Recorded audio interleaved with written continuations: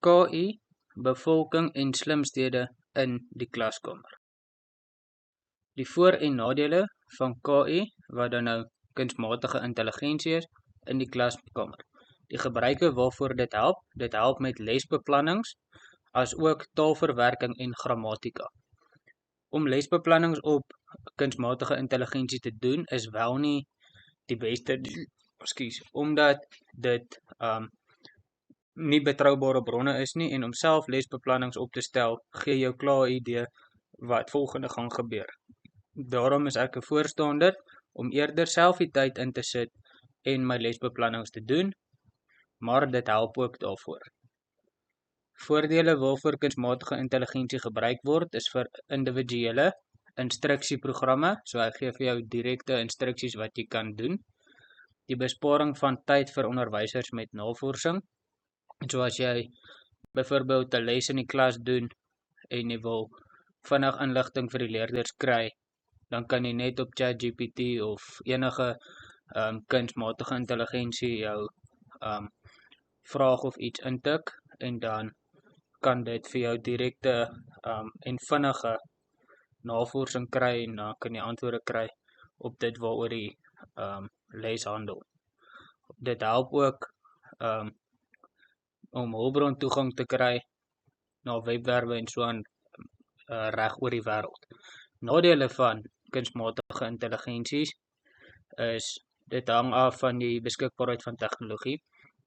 So jy kan dalk in 'n nie bevoorregte skool by 'n nie bevoorregte skool gee, en dan is daar nie soos dataprojektors of iets waarop jy dan nou kunsmatige intelligensie vir die leerders kan wys nie.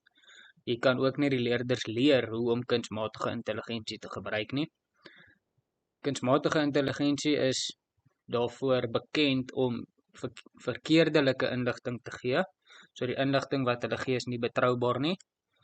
En dit blok kinders se kreatiewe denke.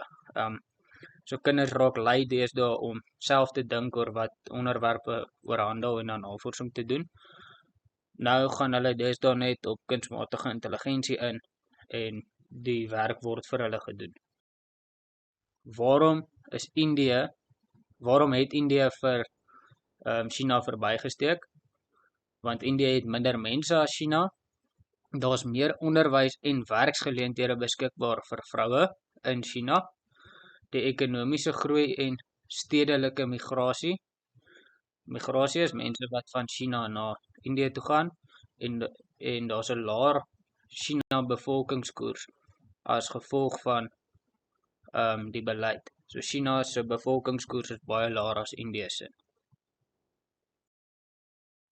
Slimstede in Suid-Afrika en die mening daarvoor. Die infrastruktuur, vervoer en dienslewering kan verbeter in slimstede. Tegnologie word gebruik vir veilige en energiebeheer. Die implementasie van slimstede, die vereiste is aansienlike befondsing en voorbereiding. Die belangrikste is gemeenskapsbetrokkenheid, en dat daar mense van gemeenskappe bymekaar kom en mekaar ondersteun en help om 'n projek of iets aan te pak.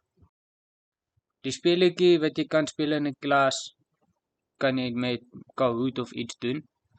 Ek het dit nou net toevallig sommer op my PowerPoint gedoen. Nou hier is die volgende skyfies vertoon dan nou die res van die vrae, en dan later aan het ek die antwoorde ingesit. So my speletjie handel ook oor hierdie hele onderwerp wat ons behandel, of wat in die PowerPoint is. So wat is die betekenis van KI? Dan kies jy nou A tot D. Dan watter voordele het KI in die klaskamer? Vraag 3, wat is die moontlike nadeel van KI in skole? Vraag 4, watter land het China in 2023 verbygesteek met die meeste mense? Vraag 5, hoekom het Indië so vinnig gegroei in die bevolking? Wat is 'n slim stad of slimstede? 7, wat is 'n voordeel van 'n slim stad? En vraag 8, waar kan jy jou wie word 'n miljonair speletjie in die klas wys? Al hierdie antwoorde of vrae het dan nou opsies waaruit jy kan kies. Laastens sal die antwoorde op die vraag sal dan nou vertoon word nadat die speletjie klaar gespeel is. Om af te sluit, 'n samevatting: kunsmatige intelligensie is nuttig, maar dit moet op 'n veilige manier gebruik word. Indië se bevolkingsgroei word deur 'n aantal faktore beïnvloed. Daar is beide hoop en probleme in slimstede, en aanlyn speletjies soos Wie word 'n miljonair maak leer 'n plesier.